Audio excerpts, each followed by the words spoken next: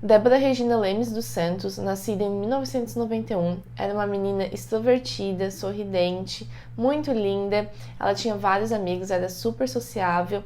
A mãe dela conta que a Débora tinha um coração enorme, ela era uma menina muito querida, ela era super estudiosa também. Aos 21 anos ela estava fazendo faculdade de administração à noite, trabalhava o dia inteiro, nos finais de semana ela estudava para curso de comissária, fazia aula de inglês e ainda com toda essa rotina super corrida, ela tirava um tempo para ficar com os amigos, ela gostava de ir para shows, sair com os amigos para comer em restaurante, ou seja, ela é uma menina bem ativa, saudável, cheia de vida. O nome da mãe da Débora é Diva e eu vou falar bastante sobre ela no vídeo porque as duas tinham uma ótima relação de mãe e filha.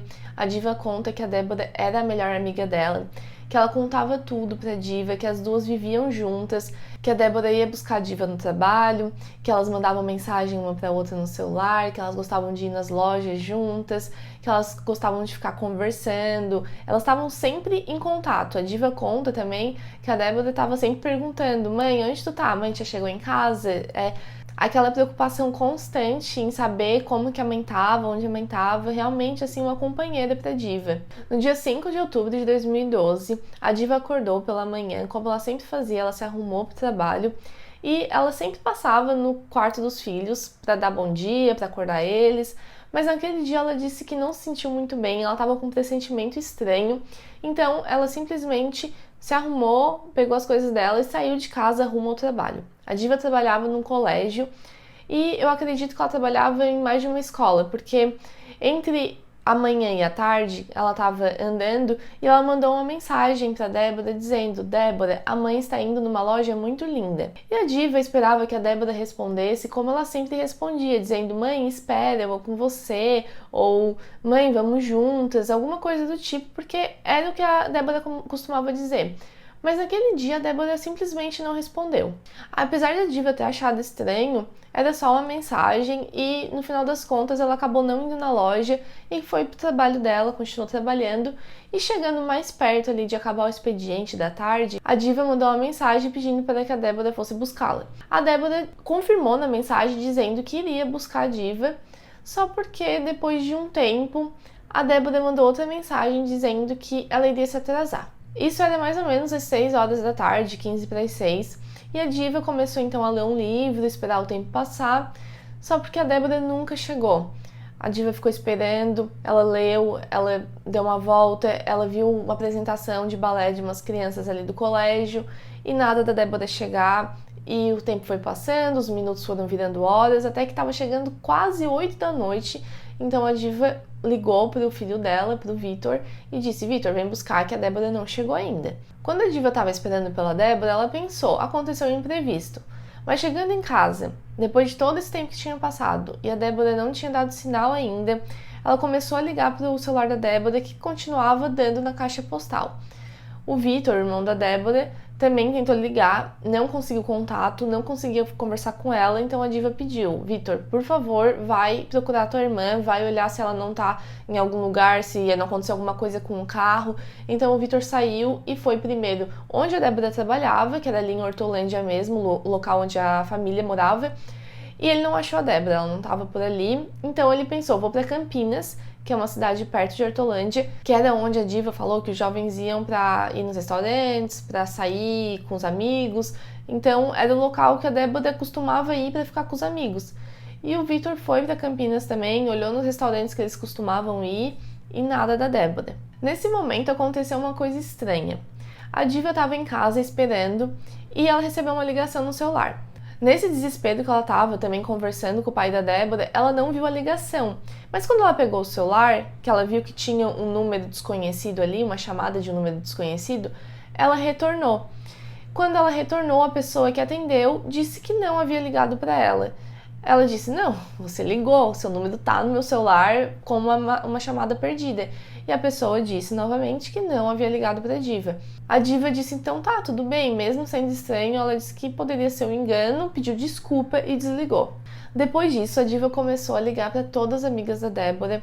Ela falou também para a Bruna, uma das filhas, irmã da Débora, começar a procurar e conversar com o pessoal que era colega da Débora, que trabalhava com ela, que eram amigos, perguntando se alguém tinha visto, se alguém tinha falado com a Débora, mas ninguém tinha falado com ela já fazia algumas horas. A Bruna saiu de casa, foi procurar a Débora e ela encontrou um dos amigos de infância ali da família, que era o Cícero, e falou para ele que a Débora estava desaparecida. Ele estava todo suado, ele disse que tinha acabado de sair de um jogo de futebol, mas que ele não tinha visto a Débora, não tinha conversado com ela e ele iria ajudar a procurar. Mas primeiro ele precisava passar em casa, tomar um banho e daí ele passaria lá na casa da Débora, onde a família dela estava esperando, para buscar a Bruna e eles começarem a procurar pela região. Depois de um tempo, o Cícero foi para casa, tomou banho e foi até a casa da Débora, onde a Bruna estava esperando. Chegando lá, o Lorival, o pai da Débora, escreveu o número da placa do carro da Débora num papelzinho, entregou para o Cícero e os dois saíram procurando por ela. Primeiro eles foram até o trabalho da Débora, procuraram ali na região e acabaram encontrando um carro da polícia militar. O Cícero então estacionou, pegou o papel ali com a placa do carro da Débora e foi até o policial e disse que essa moça estava desaparecida. Ele deu as características da Débora e também o papelzinho com a placa do carro. Enquanto isso estava acontecendo, uma outra amiga estava na casa da Débora e ela atendeu o telefone e era o Vitor. O Vitor, irmão da Débora, estava na polícia, ele foi lá fazer o BO, né, foi registrar o BO. E quando ele chegou lá, um policial falou que eles tinham encontrado um carro abandonado em Campinas. O problema é que eles não poderiam dar muitas informações ainda, eles tinham que confirmar algumas coisas. Então, o Vitor ligou para casa, dando essa notícia e dizendo que eles teriam que esperar mais um pouco para saber se realmente era ou não o carro da Débora. Então, os amigos e familiares da Débora se reuniram lá na casa da família. Eles estavam todos desesperados porque não era do feitio da Débora fazer algo assim. E depois de um tempo, a polícia ligou, o Lorival, o pai da Débora, atendeu e eles realmente confirmaram que haviam encontrado o carro da Débora e a Débora estava dentro do carro, mas ela estava sem vida. Realmente foi um desespero enorme para a família e para os amigos. E no dia seguinte, o Cícero, né, esse amigo de infância, foi até a casa da Débora, fez uma oração, uma roda de oração junto com a família dela, porque eles se conheciam lá da igreja, a família dele, a família dela se conheciam porque frequentavam a mesma igreja. No local do crime, a polícia já identificou que houve luta corporal e, a princípio, eles até pensaram que podia ter sido um sequestro relâmpago. Mas, na hora que eles estavam olhando o carro, eles encontraram um espetinho de carne que estava quase inteiro. E na hora do laudo cadavérico, eles encontraram um pedaço de carne dentro da boca da Débora. Então, eles pensaram que, muito provavelmente, a pessoa que estava sendo sequestrada, ela não estaria calmamente comendo um espetinho, né, conversando com o sequestrador, enfim. Eles pensaram que era muito improvável esse cenário. E essa teoria realmente foi ganhando força quando eles conversaram com os colegas de trabalho da Débora. Um dos colegas disse que ela trabalhou normalmente naquele dia e quando ela estava saindo do trabalho, ela deu tchau para ele e ela estava acompanhada de um homem. Ele falou que ela entrou no carro junto com esse homem e eles estavam conversando, sorrindo, ela não parecia incomodada. Para a polícia, isso confirmou que a vítima realmente conhecia o autor do crime. Com essa informação, a polícia começou então a conversar com os amigos, os conhecidos, os familiares da Débora. E em depoimento, a diva falou que estava desconfiada de um dos amigos da Débora. Ela falou que o Cícero havia ligado para o celular dela e depois negou. Ela confrontou ele quando ele estava lá na casa da família. Ela disse que a atitude dele estava estranha.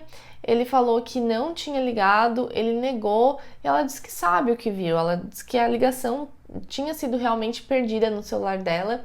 Então ela falou, não, tudo bem, eu vou adicionar o seu número no meu celular e vou apagar essa ligação. E foi o que ela fez. Depois de um tempo, quando a polícia ligou dizendo que tinha achado o corpo da Débora, o Vitor pediu para que o Cícero acompanhasse ele até o local do crime, porque o Cícero tinha carro, então seria melhor para que os dois fossem juntos e a irmã da Débora, as amigas, ficassem ali com a família. Quando o Vitor pediu isso para o Cícero negou. Ele disse que não poderia ir até o local do crime, que ficava em Campinas, porque o carro dele estava sem seguro. No momento que ele falou isso, a mãe da Débora já olhou para ele desconfiada e, segundo ela, ele começou a ficar pálido, ele perdeu a cor dos lábios, ele ficou com o olho arregalado e parecia que ele estava já suando.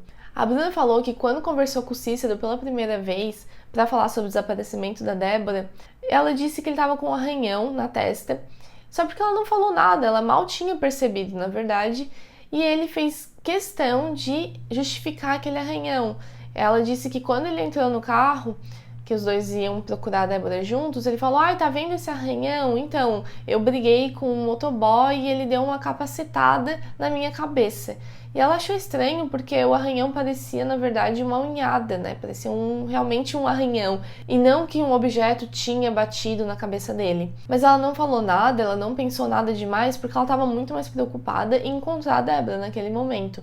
Mas depois de um tempo, analisando todas as situações e vendo o comportamento dele, ela achou pertinente conversar com a polícia sobre isso. Uma outra amiga da Débora disse em depoimento que o Cícero estava de camiseta de manga comprida no enterro. E ela falou que estava muito calor naquele dia, ninguém estava de manga comprida, e ela disse que ele estava visivelmente suando. E ele estava usando manga comprida, ela achou muito estranho aquilo. E uma prima da Débora também acabou falando para a diva que eles estavam ali conversando e ela comentou que ela acreditava que a pessoa que tinha matado a Débora estava naquele enterro, estava presente ali. E o Cícero estava atrás dela e quando escutou isso, ele fez shhh.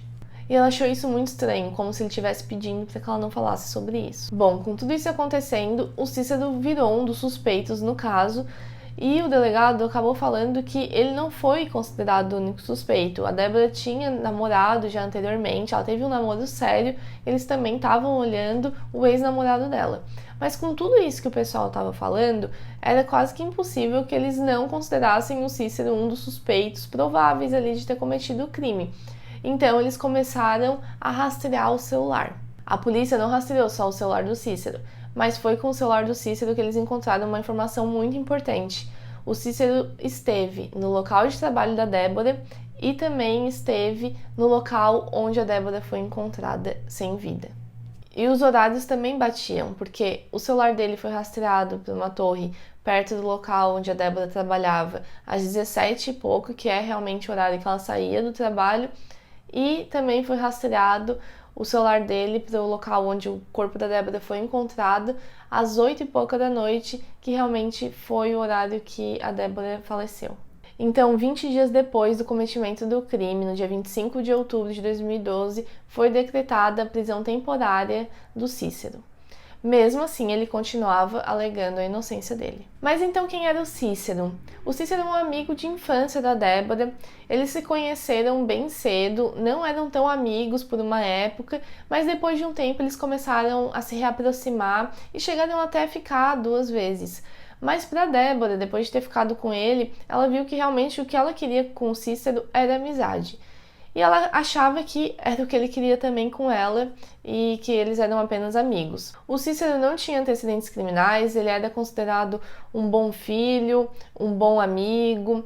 Inclusive, tem esse negócio de quando a pessoa frequenta a igreja, as pessoas falam: ah, ele é um bom rapaz, ele é um bom menino, ele vai para a igreja e tudo mais. Existe essa visão ainda e era isso que as pessoas pensavam dele, que ele era um bom menino porque ele frequentava a igreja e inclusive foi na igreja que ele conheceu a Débora e que as famílias se conheceram. Inclusive a mãe da Débora disse que ela confiava muito nele, que a Débora chegava até a falar para ela, para deixar ela mais tranquila quando ia sair, ela falava que o Cícero iria junto, que o Cícero iria levar, que o Cícero daria carona. Então, toda vez que ela saía e que ela saía junto com o Cícero, a diva ficava muito mais calma, porque ela conhecia ele, ela achava que ele era um bom menino, ela via que os dois realmente tinham uma amizade de longa data e nunca que ela ia desconfiar dele. Mas, infelizmente, não era essa questão para o Cícero. Ele nutria pela Débora uma obsessão que foi crescendo com o tempo e ela não percebeu isso, ninguém percebeu isso. Inclusive, semanas antes da morte da Débora, ela tinha conversado com o Cícero e tinha contado para ele que estava gostando de um outro rapaz, que estava ficando com outro rapaz, e ele não aceitou muito bem. E por ele não ter aceitado bem, a Débora viu que ele estava agindo de uma maneira que ela não estava gostando. Ela até chegou a conversar com ele, dizendo que se fosse para ser assim, ela preferia não ser mais amiga dele. Quando a polícia interrogou o Cícero, ela apresentou todos os fatos, tudo que havia sido colhido até o momento, e ele continuou dizendo que não tinha nada a ver com isso, que ele era inocente. Ele falou que realmente tinha ido até o trabalho da Débora, mas era para tirar uma onda com ela. Então, o Cícero tinha 25 anos de idade na época dos fatos e o delegado achou muito estranho. Ele achou que foi uma história muito fantasiosa, que era uma coisa muito infantil que ele falou. Ele disse que foi até o local que a Débora trabalhava e ele viu que ela estava saindo com outro homem.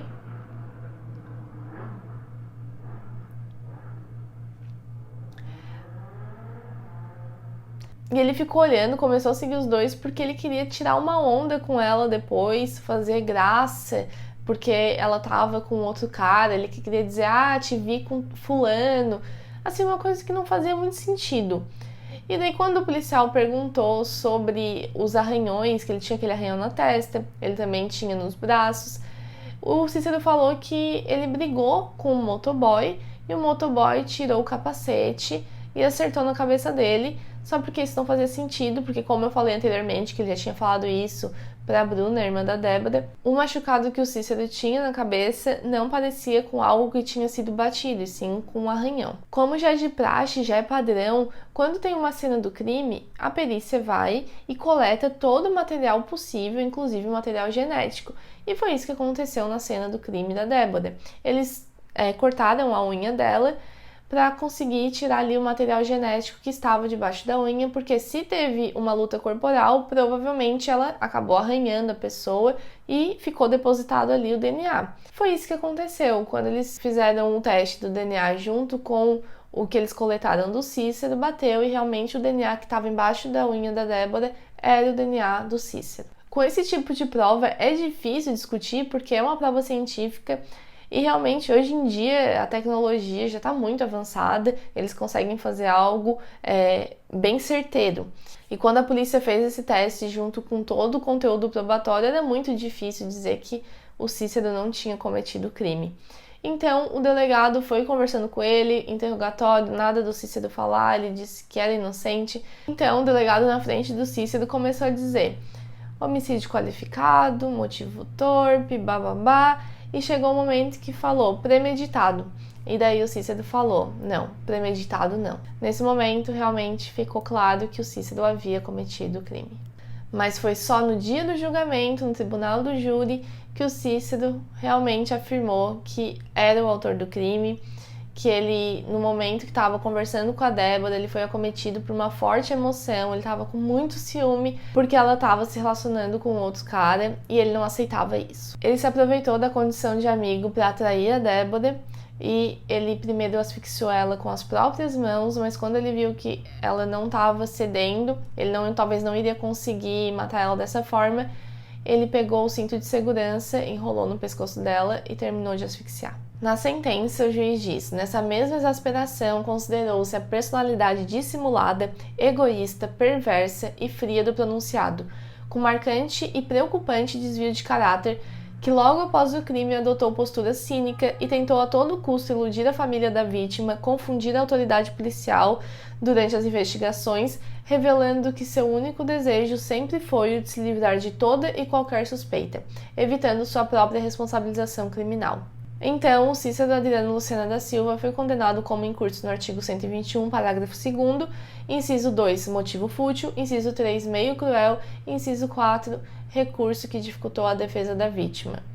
Ele foi condenado a uma pena de 18 anos, 1 mês e 23 dias de reclusão, em regime inicial fechado, obviamente, e foi negado o apelo em liberdade. Mas teve uma apelação em 2015 e a pena dele foi reduzida a 16 anos e 4 meses. Nesse caso, a gente viu que o autor era uma pessoa de confiança da família, era amigo da vítima, ele fazia com que as outras pessoas se sentissem seguras perto dele e era aquele tipo de autor que estava acima de qualquer suspeita, principalmente para os colegas e familiares da Débora que conviviam junto com os dois e viam, que era uma amizade de anos e nunca que eles pensariam que o Cícero cometeria aquele tipo de crime. Para o criminólogo Christian Costa, o Cícero ele era um mentiroso patológico, ele era super manipulador e ele concordou com essa amizade com a Débora justamente para poder estar perto dela e continuar manipulando ela de alguma forma, seja nas conversas que eles tinham sobre outros rapazes, seja no lugar que ela ia, como ela ia, então ele